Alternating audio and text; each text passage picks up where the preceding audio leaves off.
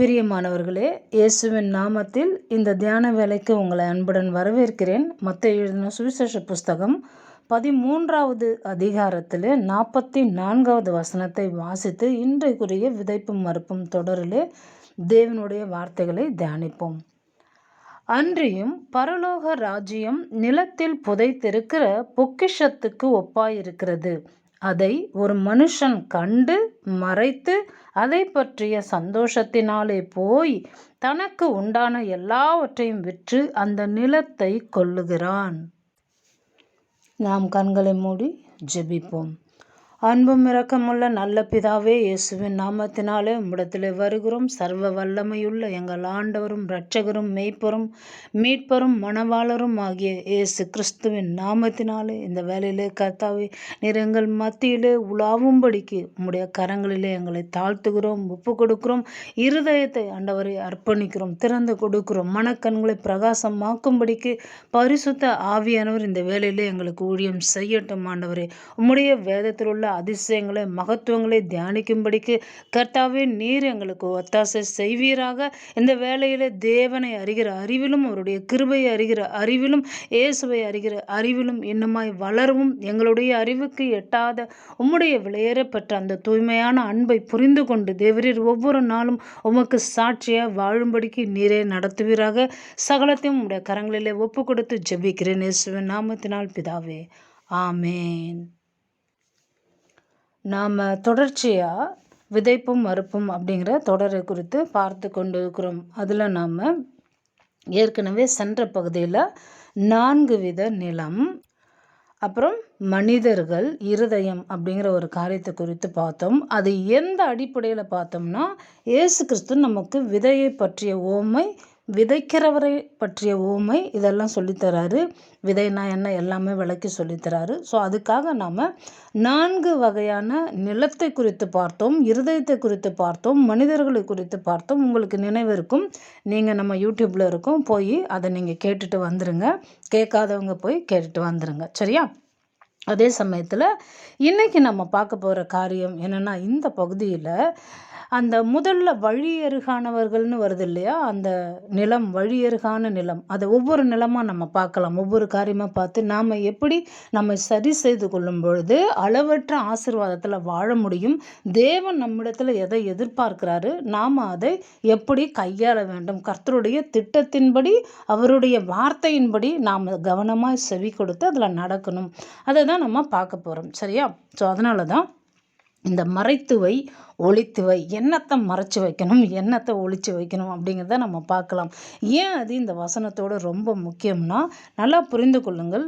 2 உலகம் இருக்கிறது, நல்லா விளங்கி கொள்ளணும். நீங்கள் 2 உலகம் இருக்கிறது. ஒன்று நீங்கள் பார்க்கக்கூடிய நம்முடைய கண்களுக்கு தெரிந்த ஒரு உலகம், இன்னொன்று உங்களால் பார்க்க முடியாத காணக்கூடாத ஆவிக்குரிய உலகம், ஸ்பிரிச்சுவல் ரெல்ம் அப்படிங்கிறது, சரிங்களா? ஸோ அந்த ஆவிக்குரிய உலகத்தில் இருக்கிற நம்ம தேவனானாலும் சரி, ஆவிக்குரிய உலகத்தில் பிசாசம் இருக்குங்கிறத புரிஞ்சு கொள்ளுங்க. நமக்கு உதவி செய்யக்கூடியவர் நம்ம ஆண்டவராகிய இயேசு கிறிஸ்து. அதனால தான் நம்ம வேத வசனத்தின் வழியாக தேவனுடைய உதவியை பெற்று நம்முடைய காரியங்களில் நாம் ஜெயம் பெற முடியும். அப்போது நம்ம விதைப்புக்கு ஏற்ற அறுவடையை சரியாக நாம் அறுவடை செய்யும்படிக்கு, கோடா கோடியான பெருக்கத்தில் வாழும்படிக்கு அளவற்ற ஆசீர்வாதம் நம்மளுக்கு எப்படி உதவி செய்ய முடியும், அதை தான் நம்ம பார்த்து கொண்டு இருக்கிறோம். அப்போ சென்ற பகுதியில் மத்தேயு எழுதின சுவிசேஷ புஸ்தகத்தில் 13வது அதிகாரத்தில் 3-4 வசனங்களை வாசிக்கும்போது அதில் நம்ம என்ன வாசித்தோம்? விதைக்கிறவன் விதையை விதைக்க புறப்பட்டான். சில விதை வழியருகே விழுந்தது, பறவைகள் வந்து அதை பட்சித்து போட்டது. அப்போ வழியருகே விழுந்த விதையை பறவை வந்து பட்சித்து போட்டது. ஏன் பட்சித்து போட்டதுன்னா, அந்த விதை வழியருகே மணல் மேலேயே விழுந்ததுனால அது உள்ள மணலுக்குள்ளே விழுந்து மறைந்து தன்னை ஒளித்து வைத்து அது வந்து வேறு விடாதனால அது பறவை கண்ணுக்கு தெரியுது. விதை தூவந்தோம் அந்த நிலத்தின் மேலேயே அது அந்த வரப்பு மேலேயே விழுது பார்த்தீங்களா? பறவை பார்த்துக்கிட்டே இருக்குது. விதை விதைக்கிற விவசாயி வந்துட்டான். அவன் நிறைய விதைய போடுவான். அப்போ வந்து நான் இதை பறிச்சுக்கிட்டு போயிடலாம், நான் நல்லா சாப்பிட்டுடலாம் அப்படின்னு ஓடி வருது பாருங்க. அது எதை குறிக்கிறதுனா, இதே மத்தேயு எழுதின சுவிசேஷ புஸ்தகம் 13வது அதிகாரத்தில் 18, 19 வசனத்தை பாருங்க. ஆகையால் விதைக்கிறவனை பற்றிய உவமையை கேளுங்கள். ஒருவன் ராஜ்யத்தின் வசனத்தை கேட்டும் உணராதிருக்கும்போது, பொறுமையாக கவனிங்க, பொல்லாங்கன் வந்து அவன் இருதயத்தில் விதைக்கப்பட்டதை பறித்து கொள்ளுகிறான், அவனே வழியருகே விதைக்கப்பட்டவன். அப்போ பொல்லாங்கன்ங்கிறது எதை குறிக்கிறது? பிசாசை குறிக்கிறது. இருதயத்தில் விதைக்கப்பட்டது. உங்கள் இருதயம் எப்படிப்பட்ட இருதயம்? வழியருகான இருதயம். உங்கள் நிலம் எப்படிப்பட்ட நிலமாக இருக்கிறது? அந்த இடத்துல ஏன் அந்த விதை வந்து பறிக்கப்படுது, பிசாசு வருது? அப்போ ஏதோ ஒரு விஷயம் அங்கே செய்யப்படலை, சரியான காரியம் அங்கே நடக்கலை. அதுதான் என்னன்னு நம்ம இன்னைக்கு தெரிஞ்சு கொள்ள போகிறோம். ஏன்னா மறைத்து வை ஒளித்து வைனா கர்த்தர் நம்மக்கிட்ட எதை மறைச்சி வைக்க சொல்கிறாரு. வேதத்தில் நிறைய பேர் எதை மறைச்சி வச்சாங்க, ஒளிச்சு வச்சாங்க, அதை நம்ம பார்த்தா தான் நம்மளுக்கு புரியும். சரிங்களா? நிறைய காரியம் இருக்குது. சில முக்கியமான காரியங்கள் நம்ம தியானத்துக்காக நம்ம படிக்க போகிறோம். ஆதியாகம புஸ்தகம் 3வது அதிகாரம் 8லேருந்து 10 வசனம் வாசித்து பார்த்தீங்கன்னா, ஆண்டவர் வந்து பகலில் குளிர்ச்சியான வேளையில் ஆதாமையும் ஏவாளையும் பார்க்கும்படி வரார் இல்லையா? அந்த நேரத்தில் இவங்க என்ன பண்ணுறாங்க? பிசாசுக்கு செவி கொடுத்து அந்த கனியை புசிச்சதுனால தாங்கள் நிர்வாணின்னு உணர்ந்து தங்களை ஒழிச்சு கொள்கிறாங்க. என்ன பண்ணுறாங்க? தங்களை ஒழிச்சு கொள்கிறாங்க. யாருக்கிட்ட இருந்து ஒழிச்சு கொள்கிறாங்க? தேவனுடைய சமூகத்திலிருந்தே ஒழிச்சு கொள்கிறாங்க. அப்போ எதை ஒழித்து வைக்கணும், எதை ஒழித்து வைக்கக்கூடாது? கர்த்தரிடத்திலிருந்து, அவருடைய சமூகத்திலேருந்து நம்ம ஒளிந்து கொள்கிறோம், நம்மளை ஒழிச்சு வைக்கிறோம் அப்படின்னா பிசாசோட ஆளுகையில் இருக்கிறோம். விளங்குச்சா? அப்போது ஆண்டவருடைய ஆளுகையில் இருக்கணும்னா பிசாசுக்கு நம்மளை ஒழிச்சு கொள்ளணும். ஆப்போசிட்டாக. விளங்குதா? அப்போது நல்லா புரிந்து கொள்ளுங்கள். இவங்க எதுக்கு தங்களை ஒழிச்சு கொண்டாங்க? இதில் வேறு பெருமையாக சொல்லிக்கிறாங்க 10வது வசனத்தில், ஆண்டவரே நாங்கள் நிர்வாணியாக இருப்பது நான் பயந்து ஒளிந்து கொண்டோம் அப்படின்றாங்க.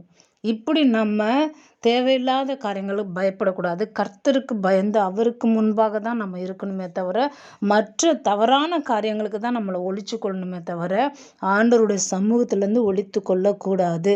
சபைக்கு வராமல் நம்மளை ஒழித்து கொண்டால் கரெக்டாக தெரியும், ஆவியானவர் எதுக்கு ஒளிஞ்சிட்டு இருக்கிற, மரியாதை என் சமூகத்துக்கு வான்னு கூப்பிடுவார்.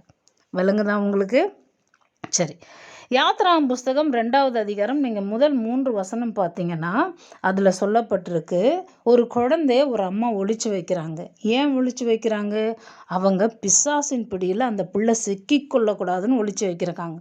இது ரொம்ப நல்ல ஒழிச்சு வைக்கிறது, மறைச்சி வைக்கிறது, இது ரொம்ப நல்லது. ஏன் அப்படின்னா எபிரேயருக்கு எழுதின நிருபம் 11வது அதிகாரம் 23வது வசனம் இந்த விஷயத்தை புதிய ஏற்பாட்டில் சொல்லப்பட்டிருக்கு. மோசே பிறந்தபோது அவனுடைய தாய் தகப்பன்மார் அவனை அழகுள்ள பிள்ளை என்று கண்டு விசுவாசத்தினாலே ராஜாவினுடைய கட்டளைக்கு பயப்படாமல் அவனை 3 மாதம் ஒளித்து வைத்தார்கள். எவ்வளோ பெரிய அதிகாரம் இருந்தாலும் என் பிள்ளைய நான் ஒழிச்சு வைப்பேன். ஏன்னா இவங்களுக்கு தேவனுடைய திட்டங்கள் தெரியும். ஏற்கனவே ஆபிரகாமுக்கு ஆண்டவர் வாக்கு பண்ணியிருப்பார் இல்லையா, நான் வந்து ஒரு இரட்சகரை எழும்புவேன். ஏன்னா என்னுடைய இஸ்ரவேல் ஜனங்கள் என்ன பண்ணுவாங்க, எகிப்து தேசத்தில் அடிமையாக போயிடுவாங்க. 430 வருஷம் கழித்து நான் ஒருத்தனை கொண்டு வருவேன், அந்த இரட்சகரை இவங்களை மீட்டு கொண்டு போய் கானான் தேசத்தில் சேர்ப்பார். ஸோ எல்லாமே தெரிஞ்சதுனால இவங்க பத்திரமா அவனை ஒழிச்சு வைக்கிறாங்க. இது நல்ல மறைச்சி வைக்கிறது, நல்ல காரியம் இது. ஆனால் அதே புஸ்தகம் 3:8லேருந்து 10 பார்த்தோம் பாருங்க, அது தவறான மறைக்கிற காரியம். அந்த ஒழிச்சு வைக்கிற காரியம் நம்மளுக்குள்ளே இருக்கக்கூடாது. கர்த்தருடைய சமூகத்தை விட்டு ஒழிச்சு வைக்கக்கூடாது. ஆனால் கர்த்தருக்காக துணிஞ்சு நம்ம ஆண்டவர் நமக்கு கொடுத்த ஆசீர்வாதத்தை மறைத்து ஒழித்து வைக்க வேண்டும். ஏன் ஒழிச்சு வைக்கணும்? இன்னும் சில வசனங்களை நம்ம பார்த்துட்டு இது எதனால் அப்படிங்கிறது, இந்த விதைப்பும் அறுப்பும் அந்த வசனங்களோட இயேசு கிறிஸ்து நம்மளுக்கு அதை ஏன் சொல்லித்தராருங்கிறத நம்ம புரிஞ்சுக்கணும். சரிங்களா? லூக்கா எழுதின சுவிசேஷ புஸ்தகம் 2வது அதிகாரம் 19வது வசனம் வாசித்து பார்த்தீங்கன்னா, இயேசு கிறிஸ்துவோட பிறப்பை குறித்து கேப்ரியேல் வந்து சொல்லுவார். அப்புறம் எலிசபெத்து, நம்ம மரியாள், அவங்க என்ன பண்ணுறாங்க, அற்புதமாக தேவனை குறித்து நிறைய காரியங்களை தியானிக்கிறாங்க. அதுக்கப்புறம் இயேசு கிறிஸ்துவும் பிறந்துடுறாரு. அதுக்கப்புறமா என்ன நடக்குது, அந்த க்ஷணமே பரமசேனையின் திரள் வந்து அந்த தூதனுடனே தோன்றி அப்படின்னு லூக்கா 2:13 வருது. 19வது வசனம், ஐயோ ஆண்டவர் குறித்து சொன்னது எல்லாம் நிறைவேறிக்கிட்டே இருக்குது அப்படின்னு இவ என்ன பண்ணுறா, இந்த மரியாள் அவள் என்ன பண்ணுறா பாருங்க, மேய்ப்பராலே தங்களுக்கு சொல்லப்பட்டதை கேட்ட யாவரும் அவர்களை குறித்து ஆச்சரியப்பட்டார்கள். மரியாளோ அந்த சங்கதிகளை எல்லாம் தன் இருதயத்தில் மறைச்சு வைத்து சிந்தனை பண்ணினாள். அப்போ ஆண்டவராகிய நம் தேவன் நமக்கு நம்மளுடைய பர்சனல் லைஃப்பை பற்றி சில காரியங்களை நம்மளுக்கு சொல்லுவார், தரிசனங்களை காண்பிப்பார். நம்ம அதை இருதயத்தில் மறைத்து வைத்து நம்ம என்ன பண்ணணும், அதுக்காக ஜெபிக்கிறவங்களா இருக்கணும். ஐயோ எனக்கு தரிசனம் வந்துச்சு, எனக்கு இது அப்படின்னு போயிட்டு நான் இப்படி இருக்கேன், நான் பிரசங்கலர் ஆகிட்டேன், நான் நல்லா சூப்பராக நான் பாட்டு பாடுறேன், ஆராதனை வீரன், நான் இப்படி அப்படின்னு நம்ம ஷோ ஆஃப் பண்ணணும்னு வச்சிங்களேன், நமக்கு கிடைச்ச சில ஆசீர்வாதம் ஆவிக்குரிய காரியங்களை நம்ம ஷோ ஆஃப் பண்ணிகிட்டே இருந்தோம்னு வச்சிங்களேன், அப்போ என்ன ஆகும், பிசாசு அதை தடுக்க பார்க்கும். நான் தேவனுடைய வசனத்துலேருந்து உங்ககிட்ட பேசிக்கிட்டு இருக்கேன். ஐயோ பிசாசு தடுத்துட முடியுமா, அப்போ ஆண்டவருடைய வார்த்தை நிறைவேறாதுன்னா இல்லை, கண்டிப்பாக ஆண்டவர் சொன்ன வாக்குத்தத்தம் தரிசனம் நிறைவேறும். ஆனால் நீங்கள் அதை குறித்து ஜாக்கிரதையோடு ஜபிக்கிறவங்களா இருக்கணுமே தவிர போய் அங்கங்கே போய் எடுத்து போட்டுட்டு இருக்கக்கூடாது. முத்துக்களை பன்றிகள் முன் போடாதீர்கள், அது அவைகளை பீறி போடும்னு இருக்குது. ஸோ அதனால தான் அந்த 4 வித மனிதர்கள், 4 வித இருதயம், 4 வித நிலம்ங்கிறத பார்க்குறோம். அப்போ அந்த 4 வித மனிதர்களை அன்புன்னு ஒழுக அன்பு செலுத்துறவங்களும் இருக்கிறாங்க. அவங்களுக்கு மற்ற காரியங்களை குறித்து யோசிக்க முடியல. ஞானமுள்ளவர்கள் இருக்கிறாங்க, அவங்க நிதானித்து கர்த்தர் என்ன சொல்கிறாருன்னு பார்க்குறாங்க. இன்னொரு குரூப் இருக்குது முட்டாள், அது எல்லாத்தையுமே என்ன பண்ணுறது, வேஸ்ட் ஆக்கி விட்டுறது. இன்னொன்று ரொம்ப பயங்கரமானது நச்சு மனிதர்கள், அவங்க தான் விஷம்னா என்னதுங்க, பாம்புக்கிட்ட இருந்து. பாம்புங்கிறது என்னதுங்க, பிசாசோட ஒரு சாயலுங்கிறத நம்ம பார்க்குறோம். ஸோ அதனால தான் தேவன் உங்களுக்கு கொடுத்த காரியங்களை நீங்கள் மறைத்து வைக்கும் பொழுது பிசாசுக்கு அவைகளை மறைத்து வைக்கிறீர்கள். அப்போனா உங்களுக்கு தரிசனம் புறப்பட்டு வருது, இதெல்லாம் வாஷ் பண்ணிகிட்டே இருக்குது. நீங்கள் இதெல்லாம் கேள்விப்பட்டிருக்கீங்களா, மானிட்டரிங் ஸ்பிரிட்ஸு, ஃபெமிலியர் ஸ்பிரிட்ஸ், இதெல்லாம் கேள்விப்பட்டிருக்கீங்களா? அப்படின்னா உங்களுக்கு நான் சொல்கிறது நல்லாவே புரியும், சரிங்களா? ஏன்னா அதெல்லாம் ரொம்ப கொஞ்சம் பெரிய விளக்கம் கொடுக்கணும். நான் எளிமையாக உங்களுக்கு சில காரியங்களை சொல்கிறேன். நீங்கள் தொடர்ச்சியாக இந்த பகுதிகளை ஒன்று கூட மிஸ் பண்ணாமல் கேட்டுக்கிட்டே வாங்க. நிச்சயமாக உங்கள் வாழ்க்கையில் நீங்கள் தேவனுடைய ஆளுகை, கர்த்தருடைய ஆளுகை, தேவ ராஜ்யத்தின் ஆளுகைக்குள்ளே இருந்து நீங்கள் சகலத்தையும் சுதந்திரத்து கொள்ளுவீர்கள், ஆசீர்வாதத்தில் வாழ்வீர்கள், இயேசுவின் ரத்தத்தினால பாதுகாக்கப்பட்டு பத்திரமாக இருப்பீர்கள், சரிங்களா? நம்ம இன்னும் சில வசனங்களை பார்க்கலாம். சங்கீத புஸ்தகம் 31வது பாடல் 20வது வசனம் பாருங்க. மனுஷருடைய அகங்காரத்துக்கு அவர்களை உமது சமூகத்தின் மறைவிலே மறைத்து, நாவுகளின் சண்டைக்கு அவர்களை விலக்கி உமது கூடாரத்திலே ஒளித்து வைத்து காப்பாற்றுகிறேன். நம்மளை தேவன் எப்படி காப்பாற்றார் பார்த்துங்க. சங்கீதம் 27:5 இந்த காரியம் வருது பாருங்க, அதையும் நம்ம வாசிடலாம். தீங்கு நாளில் அவர் என்னை தம்முடைய கூடாரத்தில் மறைத்து, என்னை தமது கூடாரம் மறைவிலே ஒளித்து வைத்து, என்னை கண்மலையின் மேல் உயர்த்துவார். அப்போது நம்மளை தேவன் மறைச்சு வைக்க வேண்டிய அவசியம் என்ன?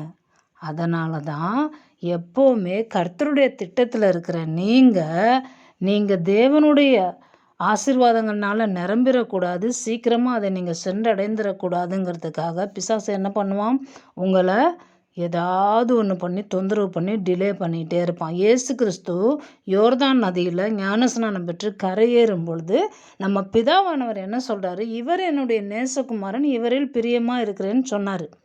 சொல்லும்போது அங்கே யார் இருந்தா, அங்கே ஞானஸ்நானம் கொடுத்த யோவான் இருந்தார், பொதுமக்கள் இருந்தாங்க, இயேசு கிறிஸ்து இருந்தார், பிதாவாகிய தேவன் இருந்தார், பரிசுத்த ஆவியானவர் புறா வடிவில் அவர் மேலே இருந்தார். இவங்க எல்லாரையும் தவிர்த்து இன்னொருத்தனும் இருந்தான், பிசாசு. அதனால தான் அவன் அதை கேட்டுட்டு என்ன பண்ணுறான், மத்திய 4வது அதிகாரம் 1-10 வரைக்கும் நீங்கள் வாசி பார்த்தீங்கன்னா, நீர் தேவனுடைய குமாரனே ஆனால். ஆனால் இயேசு கிறிஸ்து சொல்லலை, ஆமாம்ப்பா நான் தேவனுடைய குமாரன் தான், நீ அங்கே தான் நின்னியே பார்த்தியே, எனக்கு அபிஷேகம் பண்ணும்பொழுது, பரிசுத்த ஆவி அபிஷேகம் நிறையும் பொழுது நீ அங்கே தான் நின்று பார்த்தியே, உனக்கு தெரியாதா நான் அவரோட குமாரன்னு சொல்லவே இல்லை. அவர் தன் இருதயத்தில் இருந்த வசனங்களை, மறைத்து வைத்திருந்த வசனங்களை, மரியாள் போல தன்னுடைய இருதயத்தில் தேவனுடைய வார்த்தைகளை யோசனை பண்ணி நிரப்பி வைத்திருந்த காரியங்கள்லேருந்து பேசினார், வசனங்களாக பேசினார். புரியுதுங்களா உங்களுக்கு? அவர் எந்த அளவுக்கு தன்னை காத்து கொண்டார். அவர் 30 வயசு வரைக்கும் தன்னை வீட்டிலே வளர்த்து கொள்ளும்படிக்கு தேவனுடைய வார்த்தையில் அவர் என்ன பண்ணுறாரு, வளர ஆரம்பிக்கிறார். அதனால தான் நம்ம விளங்கி கொள்ளணும், கிறிஸ்துவை போல நம்ம மாற்றப்படுகிறோம். கிறிஸ்துவை போல ஒவ்வொரு நாளும் வளரணும்னா கிறிஸ்துவுக்குள்ளே இருந்த குணங்கள் நம்மளுக்குள்ளே இருக்கணும், கிறிஸ்துவின் சிந்தை நம்மளுக்குள்ளே இருக்கணும். அப்போ தான் இயேசு கிறிஸ்து நம்மளுக்கு மத்தேயு 13 சொல்லி தரார் பார்த்தீங்களா, அந்த விதைங்கிற அந்த வசனத்தை குறித்து அந்த ஓமை. அதை நம்ம போய் பார்க்கலாம். லூக்கா எழுதின சுவிசேஷ புஸ்தகம் 8வது அதிகாரம் 5வது வசனம். விதைக்கிறவன் ஒருவன் விதையை விதைக்க புறப்பட்டான். அவன் விதைக்கில் சிலவதை வழி அருகே விழுந்து மிதி உண்டது. ஆகாயத்த பறவைகள் வந்து அதை பட்சித்து போட்டது. மிதிக்கப்படுது, பட்சித்து போட்டாச்சு. விதைச்சவர் யாரு? விதைக்கிறவர் நம்ம தேவனை குறித்தும் இந்த இடத்துல சொல்லப்பட்டிருக்கு. 12வது வசனம் பாருங்க. வழி அருகே விதைக்கப்பட்டவர்கள். அப்போ அந்த வரப்பு மேலே விழுது இல்லையா, வழி அருகே விதைக்கப்பட்டவர்கள் வசனத்தை கேட்கிறவர்களாக இருக்கிறார்கள். அவர்கள் விசுவாசித்து ரட்சிக்கப்படாதபடிக்கு பிசாசானவன் வந்து அவ்வசனத்தை அவர்கள் இருதயத்திலிருந்து எடுத்து போடுகிறான். நீங்கள் இந்த பிரசங்கத்தை கேட்டுட்டு வெளியே போகும்போது கூட நல்லா புரிந்து கொள்ளுங்கள். நீ ஆசீர்வாதத்தை சுதந்திரத்து கொள்ளுவியா, இருதயத்தில் வைத்து உன்னோட தரிசனத்தில் நீ சுதந்திரிச்சிருவியா அப்படின்னு கேட்குற நபர்கள் அவங்க மேலே கோச்சிக்காதீங்க. அவங்க வழியாக பிசாசு உங்களை வாட்ச் பண்ணுது. 24 மணி நேரம் நீங்கள் கண்காணிக்கப்பட்டு கொண்டு இருக்கிற பிசாசுகளின் ஆவிகளின் உலகத்திலேருந்து நீங்கள் கண்காணிக்கப்பட்டு கொண்டு இருக்கிறீர்கள். ஸோ அதனால தான் நீங்கள் எப்பொழுதும் தேவனுடைய பிள்ளைகளாய் வேதத்தை வாசித்து தியானித்து அவருக்கு பயந்து அவர் சொல்படி நடக்க நடக்க நடக்க உங்களோடு கூட பரலோக பேக்கப் வந்து உங்களுக்கு உதவி செய்ய ரெடியாக இருக்குது. அதை நீங்கள் நம்பணும். ஏன்னா யோவான் 10:10 என்ன சொல்லுது? திருடன் திருடவும் கொல்லவும் அழிக்கவும் வருகிறானே அன்றி வேறு ஒன்றுக்கும் வரான். ஆனால் ஆண்டவர் எதுக்கு வந்தார்? உங்களுக்கு ஜீவன் கொடுக்க, அது பரிபூர்ணப்பட தான் வந்தார். ஸோ அதனால் அவன் எதுக்கு வரானோ வரட்டும். ஆனால் நீங்கள் கர்த்தருக்கு பயந்து வாழும் பொழுது, கர்த்தருடைய வார்த்தை ஏற்றுக்கொண்டு அந்த வழியருகான விதை, அந்த வசனம், அப்போ ஆண்டவருடைய வசனம் புறப்பட்டு வருது. விதை என்பது வசனத்தை குறிக்கிறது. எங்கே விழுது? வழியருகே விழுந்துச்சு. ஏன்னா நம்ம கவனமாக கேட்கல. நம்ம இருதயம் எப்படிப்பட்ட இருதயமாக இருக்குது? கவனமாக கேட்கல. பிரசங்கத்தை கவனமாக கேட்கலன்னா வழியருகே விழுந்த மாதிரி. அப்போ பிசாசு வந்து அதை பட்சித்து தின்று போடுவான். அப்போ உங்கள் வாக்குத்தத்தங்கள் என்னாச்சு? அது அங்கே தான் இருக்குது. நீங்கள் இன்னும் இருதயத்துக்குள் மறைத்து வைக்கவில்லை. அப்போ வழியருகே விழுகிற விதையானது அந்த மண்ணினாலே மறைக்கப்படாமல் பளிச்சுன்னு வெளியே தெரியுது. பிசாசானவன் பறவை பட்சி வந்து என்ன பண்ணுது? அது கண்ணுக்கு ஷார்ப்பாக தெரியுது. வந்து லடக்குன்னு கொத்திக்கிட்டு போயிட்டு அதை பட்சித்து போடுதுங்கிறத நம்ம மத்தேயு சுவிசேஷ புஸ்தகம் 13:18 19 வாசித்து பார்த்து தெரிந்து கொள்ளலாம். அப்போ தேவன் உங்களுக்கு கற்றுத்தருகிற காரியம் என்ன? வழி அருகானவர்கள் அப்படின்னா என்ன அர்த்தம்? வசனத்தை இருதயத்தில் வைத்து மறைத்து கொள்ளாமல் கர்த்தருடைய வார்த்தை, தேவன் நமக்கு தந்த தரிசனத்தை நாம் சரியாக பிடித்து கொள்ளணும்னா தேவனுடைய வசனம் நமக்குள்ள முளை விடாது, கிளை விடாது, மரமாகாது, கனி தராது. ஸோ அதனால தான் நம்ம கவனமாக கேட்கணும், மறைத்து வைக்க வேண்டும், ஒளித்து வைக்க வேண்டும். மரியாள் தனக்கு சொன்ன வசனங்களை இருதயத்தில் வைத்து சிந்தனை பண்ணினாள்.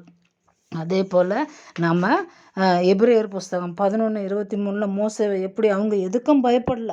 ஐயோ இந்த காரியம் நடந்துருமோ, அந்த காரியம் நடந்துருமோ, எப்படியாவது கண்டுபிடிச்சிருவாங்களா, அதுக்கெல்லாம் பயப்படல. அவங்க பாட்டுன்னு தன் பிள்ளைய காப்பாற்றி ஆகணும்னு ஒளிச்சு வச்சு ஒரு பேழையில் அனுப்புகிறாங்க. நம்ம ஆண்டவர் பாருங்களேன், இவங்க அந்த பேழையில் ஒளிச்சு வைக்கிறாங்க. நம்ம ஆண்டவர் பிசாசோட வீட்டிலே ஒளிச்சு வச்சிடறாரு. பார்வோனுடைய வீட்லேயே நம்ம மோசேவை ஒளிச்சு வச்சிடறாரு. எப்பேற்பட்ட அன்பின் தகப்பன் பாருங்கள். நாம் அவர் கையில் இருந்தால் தீங்கு நாளில் அவர் நம்மளை பாதுகாத்து கண்மலை மேல் உயர்த்துவார்னு சங்கீதம் 27:5 சொல்லியிருக்கிறது. அப்போ நீங்களும் நானும் தேவனுடைய வசனம் புறப்பட்டு வரும் பொழுது அதை இருதயத்தில் வைத்து ஒளித்து வைத்து கொள்ள வேண்டும். ஐயோ இருதயத்தில் வச்சு ஒளிச்சிக்கணும்னு சொல்கிறீங்களே, இப்போ சொல்லிக்கிட்டு இருக்கிறீங்களே, இந்த வசனத்தை நாங்கள் அறிக்கை பண்ணணுமே, அது இல்லைங்க. நான் சொல்கிறது என்னென்னா, இப்போ ஒரு சபையில் பேசிக்கிறோம், சில காரியங்களை சொல்கிறோம், நீங்கள் ஆசீர்வாதங்கள் இருக்கிறீங்க, தேவன் உங்களுக்கு நிறைய ஆசீர்வாதங்கள், உங்களுடைய எதிர்காலத்தை குறித்த திட்டங்கள் சிலதெல்லாம் சொல்லி தருவார். அதையெல்லாம் போய் நீங்கள் ஊர் ஊராக மைக் போட்டு சொல்லிகிட்டு இருக்க தேவையில்லை. அது நடந்து நிறைவேறுகிற வரைக்கும் மரியாள் போல் இருதயத்தில் மறைத்து வைத்து ஒளித்து வைத்து ஜெபிங்க. சொல்லுது வேணுங்கச்சா.